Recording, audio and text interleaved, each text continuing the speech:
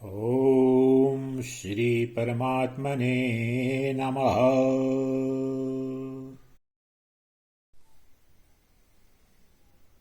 भिक्षु गीता। श्रीमद् भागवत महापुराण के एकादश स्कंध में भिक्षु गीता प्राप्त है। इसमें भगवान श्री कृष्ण ने अपने परम सखा उद्धव जी को एक भिक्षु के प्राचीन आख्यान के माध्यम से मनोजय के उपाय समझाए हैं। यदि दुर्जन लोग मन को क्षुब्ध करने वाले आचरण भी करें तो भी मुमुक्षु मनुष्य को उद्वेलित न होकर उन्हें पूर्ण क्षमा कर देना चाहिए, क्योंकि सुख अथवा दुख का कारण कोई और नहीं अपितु अपना मन ही है। यदि मोहासक्त मन जीवन को कर्म बंधन में डालता है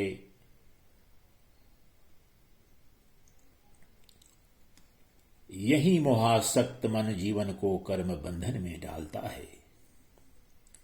इस मन का किसी भी प्रकार एकाग्र होकर भगवान में लग जाना ही परम योग है।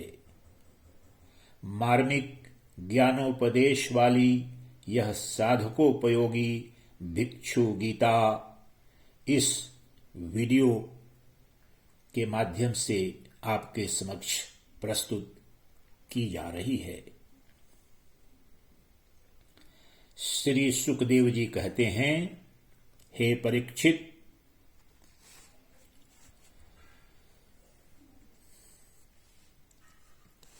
वास्तव में भगवान की लीला कथा ही श्रवण करने योग्य है। वे ही प्रेम और मुक्ति के दाता हैं। जब उनके परम प्रेमी भक्त उद्धव जी ने इस प्रकार प्रार्थना की, तब यदुवंश विभूषण श्री भगवान ने उनके प्रश्न की प्रशंसा करके उनसे इस प्रकार कहा। भगवान श्री कृष्ण ने कहा, हे देवगुरु बृहस्पति के शिष्य उद्धव जी, इस संसार में प्रायः ऐसे संत पुरुष नहीं मिलते जो दुर्जनों की कटु वाणी से बिधे हुए अपने हृदय को संभाल सकें। मनुष्य का हृदय मर्मभेदी बाणों से बिधने पर भी उतनी पीड़ा का अनुभव नहीं करता जितनी पीड़ा उसे दुष्ट जनों के मर्मांतक एवं कठोर वाग्बाण पहुंचाते हैं।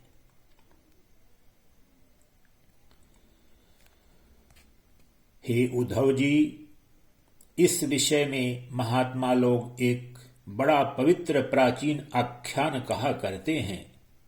मैं वही कथा तुम्हें सुनाऊंगा, तुम मन लगाकर उसका श्रवण करो। एक भिक्षुक को दुष्टों ने बहुत सताया था। उस समय भी उसने अपना धैर्य न छोड़ा और उसे अपने पूर्व जन्म के कर्मों का फल समझकर कुछ अपने मानसिक उद्गार प्रकट किए थे। उन्हीं का इस कथा में वर्णन है।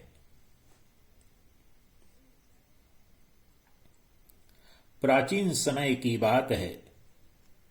उज्जैन में एक ब्राह्मण रहता था। उसने खेती व्यापार आदि करके बहुत सी धन संपत्ति इकट्ठी कर ली थी। वह बहुत ही कृपण, कामी और लोभी था। क्रोध तो उसे बात बात में आ जाया करता था।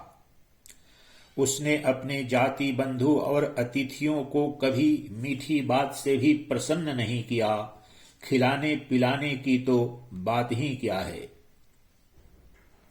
वह धर्म कर्म से रीते घर में रहता और स्वयं भी अपनी धन संपत्ति के द्वारा समय पर अपने शरीर को भी सुखी नहीं कर पाता था।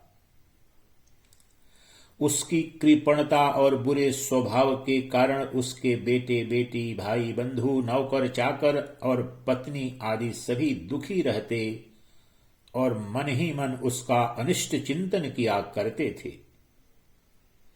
कोई भी उसके मन को प्रिय लगने वाला व्यवहार नहीं करता था।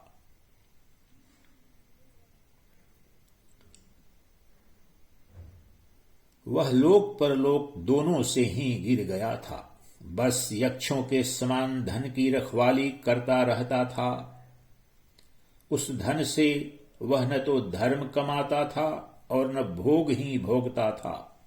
बहुत दिनों तक इस प्रकार जीवन बिताने से उस पर पंच महायज्ञ के भागी देवता क्रुद्ध हो उठे। हे उद्धव जी, पंच महायज्ञ के भागियों के तिरस्कार से उसके पूर्व पुण्यों का सहारा, जिसके बल से अब तक धन टिका हुआ था, जाता रहा और जिसे उसने बड़े उद्योग और परिश्रम से इकट्ठा किया था, वह धन उसकी आंखों के सामने ही नष्ट भ्रष्ट हो गया।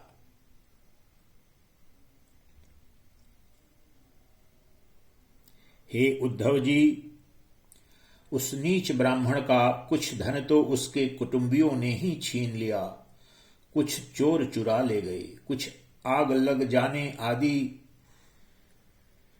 दैवी कोप से नष्ट हो गया, कुछ समय के फेर से मारा गया, कुछ साधारण मनुष्यों ने ले लिया और बचा खुचा कर और दंड के रूप में शासकों ने हड़प लिया। इस प्रकार उसकी सारी संपत्ति जाती रही। न तो उसने धर्म ही कमाया और न भोग ही भोगे। इधर उसके सगे संबंधियों ने भी उसकी ओर से मुंह मोड़ लिया। अब उसे बड़ी भयानक चिंता ने घेर लिया। धन के नाश से उसके हृदय में बड़ी जलन हुई। उसका मन खेद से भर गया। आंसुओं के कारण गला रुंध गया, परंतु इस तरह चिंता करते करते ही उसके मन में संसार के प्रति महान दुख बुद्धि और उत्कट वैराग्य का उदय हो गया।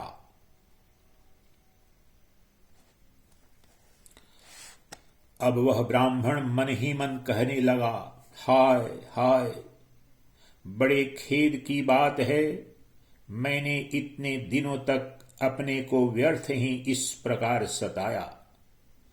जिस धन के लिए मैंने सरतोड़ परिश्रम किया, वह न तो धर्म कर्म में लगा और न मेरे सुख भोग के ही काम आया। प्रायः देखा जाता है कि कृपण पुरुषों को धन से कभी सुख नहीं मिलता। इस लोक में तो वे धन कमाने और रक्षा की चिंता से जलते रहते हैं और मरने पर धर्म न करने के कारण नरक में जाते हैं।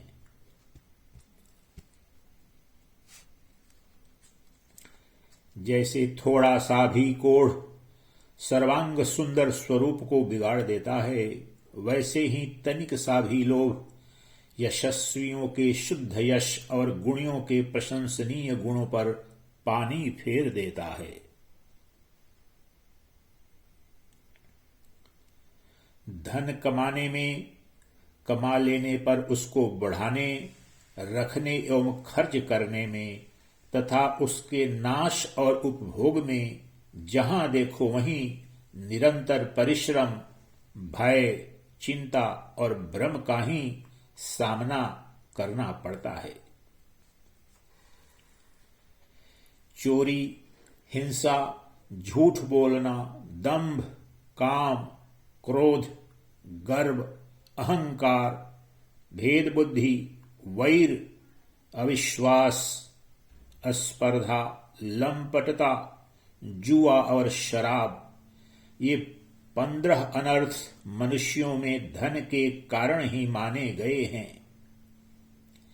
इसलिए कल्याणकामी पुरुष को चाहिए कि स्वार्थ एवं परमार्थ के विरोधी अर्थ नामधारी अनर्थ को दूर से ही छोड़ दे।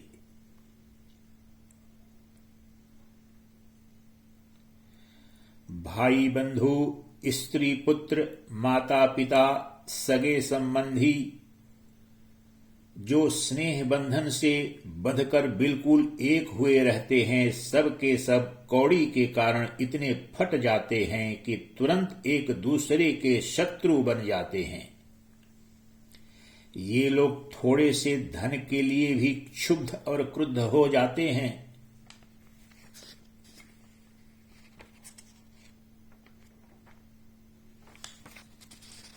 बात में सौहार्द संबंध छोड़ देते हैं, लाग डांट रखने लगते हैं और एकाएक प्राण लेने देने पर उतारू हो जाते हैं, यहां तक कि एक दूसरे का सर्वनाश कर डालते हैं। देवताओं के भी प्रार्थनीय मनुष्य जन्म को और उसमें भी श्रेष्ठ ब्राह्मण शरीर प्राप्त करके जो उसका अनादर करते हैं और अपने सच्चे स्वार्थ परमार्थ का नाश करते हैं, वे अशुभ गति को प्राप्त होते हैं। यह मनुष्य शरीर मोक्ष और स्वर्ग का द्वार है। इसको पाकर भी ऐसा कौन बुद्धिमान मनुष्य है जो अनर्थों के धाम धन के चक्कर में फंसा रहे। जो मनुष्य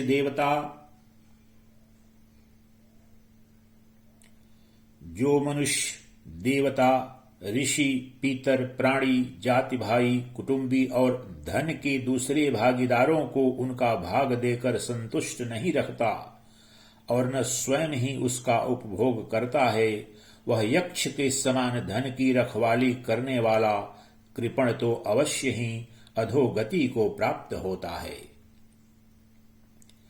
मैं अपने कर्तव्य से च्युत हो गया हूं। मैंने प्रमाद में अपनी आयु धन और बल पौरुष खो दिए। विवेकी लोग जिन साधनों से मोक्ष तक प्राप्त कर लेते हैं, उन्हीं को मैंने धन इकट्ठा करने की व्यर्थ चेष्टा में खो दिया। अब बुढ़ापे में मैं कौन सा साधन करूंगा।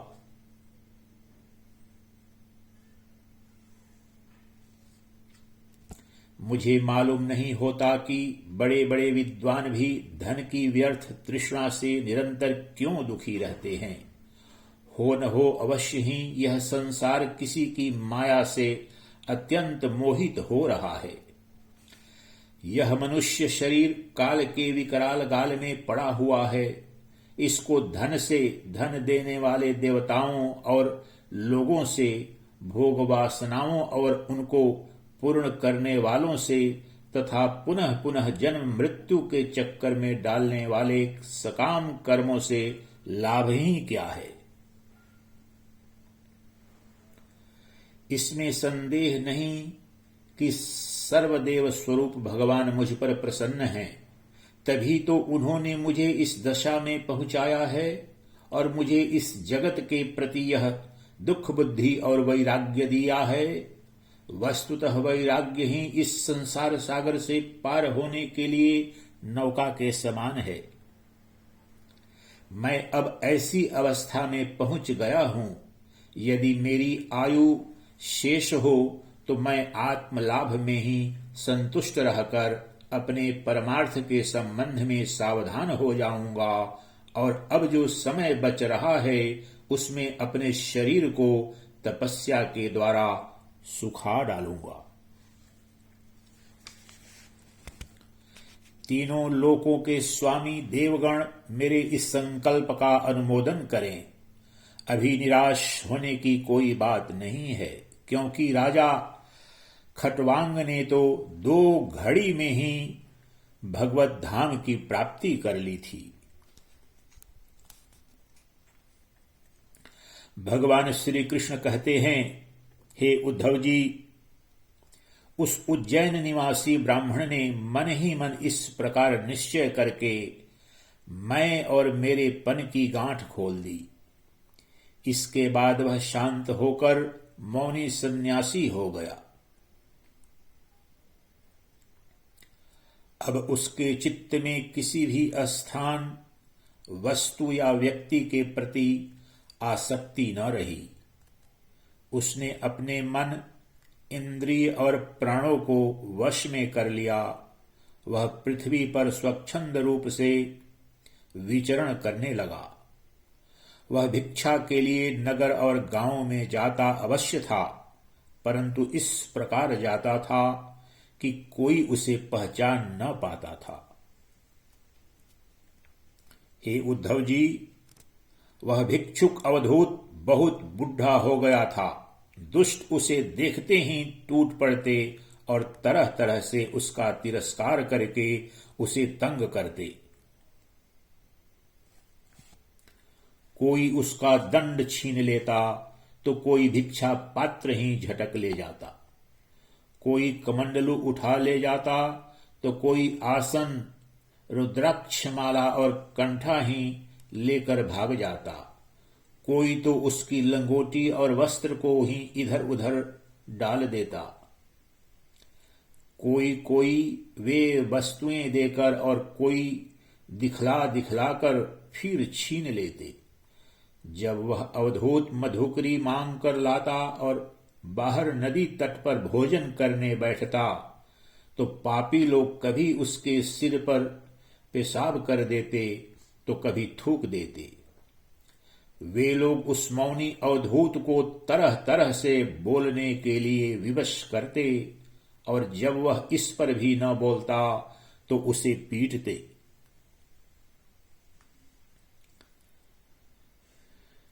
कोई उसे चोर कहकर डांटने डपटने लगता। कोई कहता इसे बांध लो और फिर उसे रस्सी से बांधने लगते। कोई उसका तिरस्कार करके इस प्रकार ताना कसते कि देखो देखो, अब इस कृपण ने धर्म का ढोंग रचा है। धन संपत्ति जाती रही, स्त्री पुत्रों ने घर से निकाल दिया, तब इसने भीख मांगने का नया रोजगार कर लिया है। ओहो, देखो तो सही, यह मोटा तगड़ा भिखारी धैर्य में बड़े भारी पर्वत के समान है। यह मौन रहकर अपना काम बनाना चाहता है। सचमुच यह बगुले से भी बढ़कर ढोंगी और दृढ़ निश्चयी है। कोई उस अवधूत की हंसी उड़ाता तो कोई उस पर अधोवायु छोड़ता। जैसे लोग तोता मैना आदि पालतू पक्षियों को बांध लेते या पिंजड़े में बंद कर लेते हैं, वैसे ही उसे भी वे लोग बांध देते और घरों में बंद कर देते। किंतु वह सब कुछ चुपचाप सह लेता। उसे कभी ज्वर आदि के कारण दैहिक पीड़ा सहनी पड़ती, कभी गर्मी सर्दी आदि से दैवी कष्ट उठाना पड़ता और कभी दुर्जन लोग अपमान आदि के द्वारा उसे भौतिक पीड़ा पहुंचाते। परंतु भिक्षुक के मन में इससे कोई विकार न होता। वह समझता कि यह सब मेरे पूर्व जन्म के कर्मों का फल है और इसे मुझे अवश्य भोगना पड़ेगा।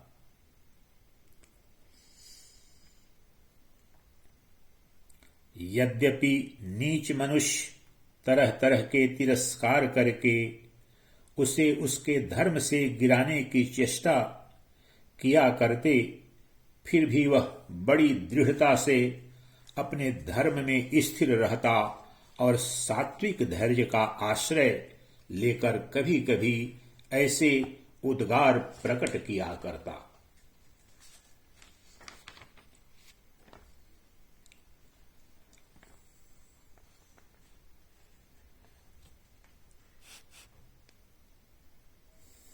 ब्राह्मण कहता,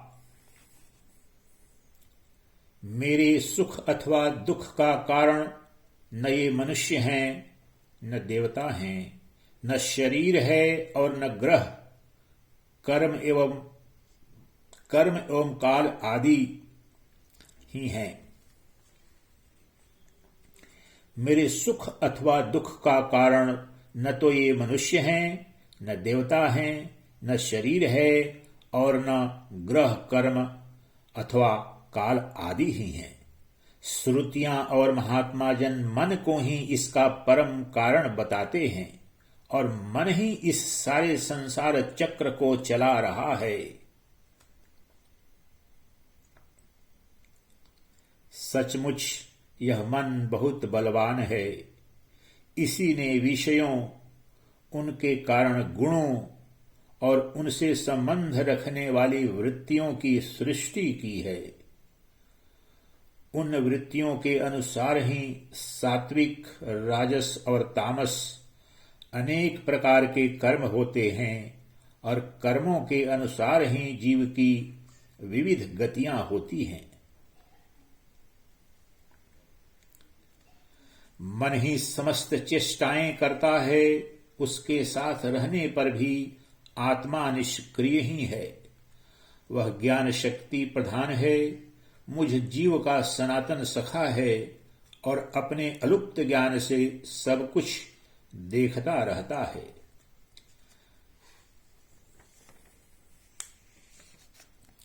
मन के द्वारा ही उसकी अभिव्यक्ति होती है। जब वह मन को स्वीकार करके उसके द्वारा विषयों का भोक्ता बन बैठता है, तब कर्मों के साथ आसक्ति होने के कारण वह उनसे बंध जाता है।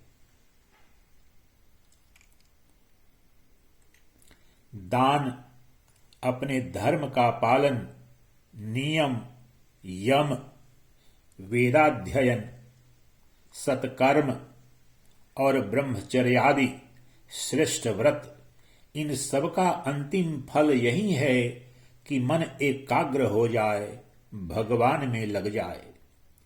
मन का समाहित हो जाना ही परम योग है। जिसका मन शांत और समाहित है, उसे दान आदि समस्त सत्कर्मों का फल प्राप्त हो चुका है। अब उनसे कुछ लेना बाकी नहीं है। और जिसका मन चंचल है अथवा आलस्य से अभिभूत हो रहा है, उसको इन दानादि शुभ कर्मों से अब तक कोई लाभ नहीं हुआ। सभी इंद्रियां मन के वश में हैं, मन किसी भी इंद्रिय के वश में नहीं है। यह मन बलवान से भी बलवान है, अत्यंत भयंकर देव है। जो इसको अपने वश में कर लेता है, वही देवदेव इंद्रियों का विजेता है।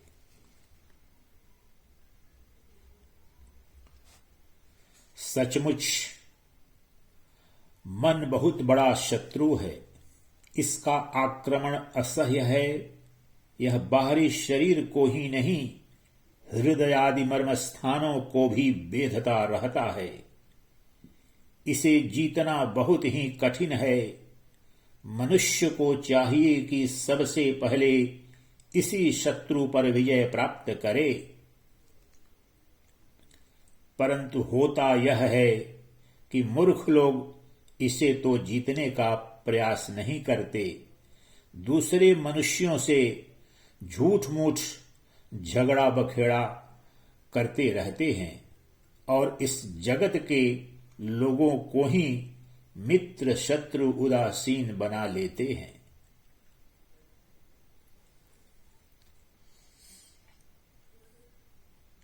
साधारणतः मनुष्यों की बुद्धि अंधी हो रही है, तभी तो वे इस मनः कल्पित शरीर को मैं और मेरा मान बैठते हैं और फिर इस भ्रम के फंदे में फंस जाते हैं कि यह मैं हूं और यह दूसरा।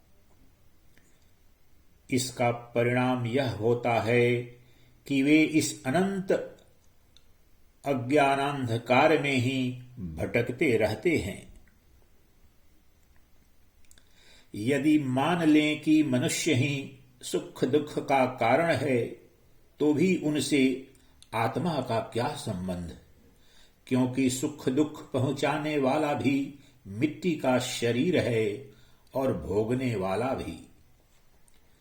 कभी भोजन आदि के समय यदि अपने दांतों से ही अपनी जीभ कट जाए और उससे पीड़ा होने लगे तो मनुष्य किस पर क्रोध करेगा।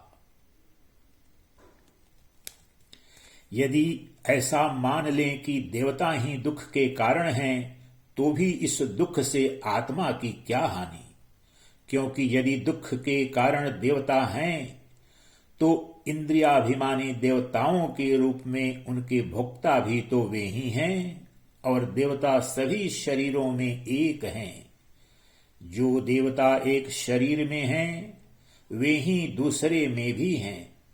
ऐसी दशा में यदि अपने ही शरीर के किसी एक अंग से दूसरे अंग को चोट लग जाए तो भला किस पर क्रोध किया जाएगा। यदि ऐसा माने कि आत्मा ही सुख दुख का कारण है तो वह तो अपना आप ही है, कोई दूसरा नहीं, क्योंकि आत्मा से भिन्न कुछ और है ही नहीं। यदि दूसरा कुछ प्रतीत होता है तो वह मिथ्या है। इसलिए न सुख है न दुख, फिर क्रोध कैसा? क्रोध का निमित्त ही क्या है? यदि ग्रहों को सुख दुख का निमित्त माने तो उनसे भी अजन्मा आत्मा की क्या हानि। उनका प्रभाव भी जन्म मृत्युशील शरीर पर ही होता है। ग्रहों की पीड़ा तो उनका प्रभाव ग्रहण करने वाले शरीर को ही होती है, और आत्मा उन ग्रहों और शरीरों से सर्वथा परे है। तब भला वह किस पर क्रोध करे?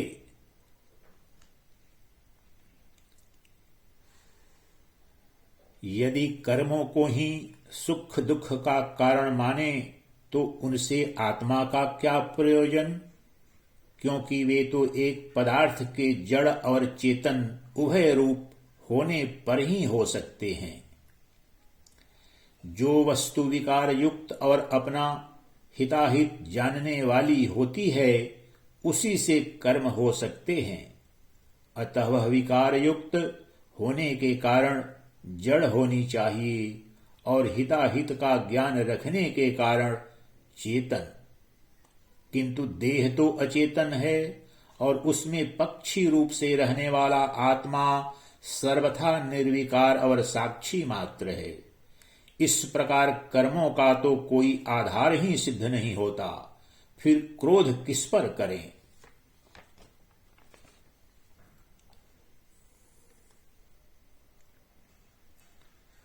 यदि ऐसा माने कि काल ही सुख दुख का कारण है तो आत्मा पर उसका क्या प्रभाव, क्योंकि काल तो आत्म स्वरूप ही है।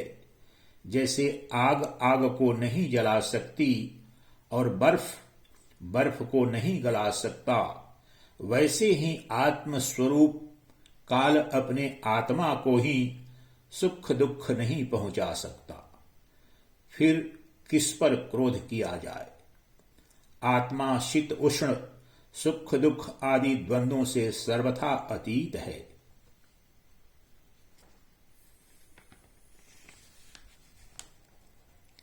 आत्मा प्रकृति के स्वरूप, धर्म, कार्य, लेश, संबंध और गंध से भी रहित है।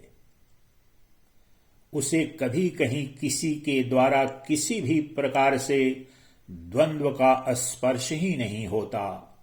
वह तो जन्म मृत्यु के चक्र में भटकने वाले अहंकार को ही होता है। जो इस बात को जान लेता है वह फिर किसी भी भय के निमित्त से भयभीत नहीं होता।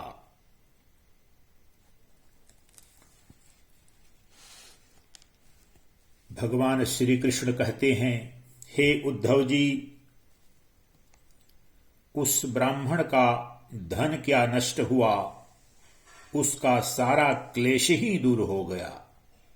अब वह संसार से विरक्त हो गया था और संन्यास लेकर पृथ्वी में स्वच्छंद विचर रहा था।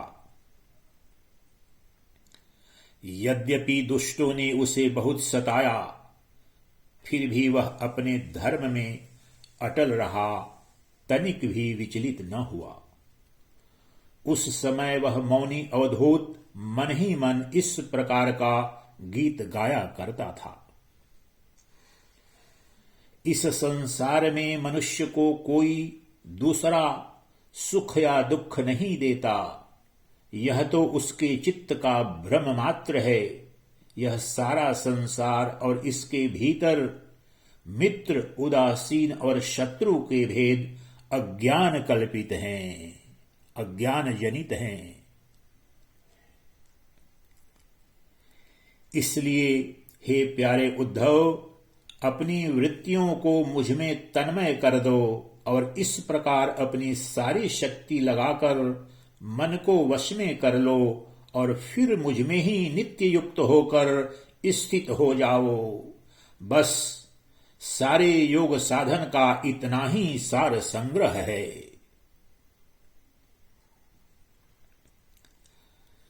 यह भिक्षुक का गीत क्या है? मूर्तिमान ब्रह्म ज्ञान निष्ठा ही है। जो पुरुष एकाग्र चित्त से इसे सुनता, सुनाता और धारण करता है, वह कभी सुख दुखादि द्वंद्वों के वश में नहीं होता। उनके बीच में भी वह सिंह के समान दहाड़ता रहता है। इति श्रीमद्भागवते महापुराणे पारमहंस्यां संहितायामेकादश स्कंधे भिक्षुगीता संपूर्णा। इस प्रकार श्रीमद्भागवत महापुराण के एकादश स्कंध में स्थित भिक्षु गीता संपूर्ण हुआ। चिदानंदरूपः शिवोऽहं शिवोऽहम्, चिदानंदरूपः शिवोऽहं शिवोऽहम्, चिदानंदरूपः शिवोऽहं शिवोऽहम्, चिदानंदरूपः शिवोऽहं शिवोऽहम्, चिदानंदरूपः शिवोऽहं शिवोऽहम्।